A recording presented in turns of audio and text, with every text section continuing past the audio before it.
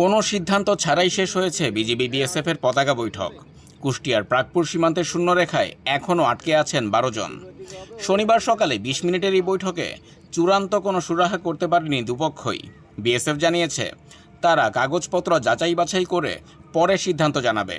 ফলে ভারতের কাঁটাতারের ওপারই আপাতত বন্দী রইল 4 জন নারী, 4 জন পুরুষ এবং 4টি শিশুর ভাগ্য। এর আগে গত শুক্রবার ভোরে প্রাগপুর সীমান্ত দিয়ে নারী ও শিশুসহ 12 জনকে বাংলাদেশে ঠেলে দেওয়ার চেষ্টা করে বিএসএফ। এদের মধ্যে একটি শিশুর বয়স মাত্র 1.5 বছর। বিজিবি ও স্থানীয়দের তৎপরতায় পুশিনের এই চেষ্টা তাৎক্ষণিকভাবে প্রতিহত করা হয়। বিএসএফের দোষ। ভারত কেন পাঠাইছে এসব লোকগুলাকে? ওরা তো আন্তর্জাতিকভাবে পাঠাবে যাতে কোনো অসুবিধা না হয় তাদের। তো এইভাবে রাতের অন্ধকারে চুরি করে পাঠাচ্ছে এখানে। তারা কি চোর? ওই দেশের তারা নাগরিক, ওদেরকে নাকি শুনছি যে তারা কালকে এখানে যখন এই দেশে আসছিল তারা বলছে যে আমাদের সব কিছু কেড়ে নিয়েছে, এনআইডি যা কিছু সব। বর্তমানে তারা কাঁটাতারের বাইরে বাংলাদেশ সীমান্তে থাকলেও অবস্থান করছেন ভারতের ভূখণ্ডে।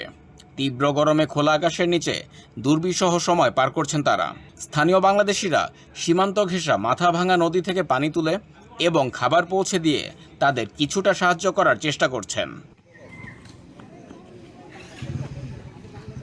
কুষ্টিয়া 47 বিজিবি ব্যাটালিয়নের commander lieutenant colonel Rashed Kamal Roni the daily স্টারকে জানিয়েছেন তারা সীমান্তে কড়া নজরদারি রাখছেন এবং বিএসএফের চূড়ান্ত জবাবের অপেক্ষায় আছেন।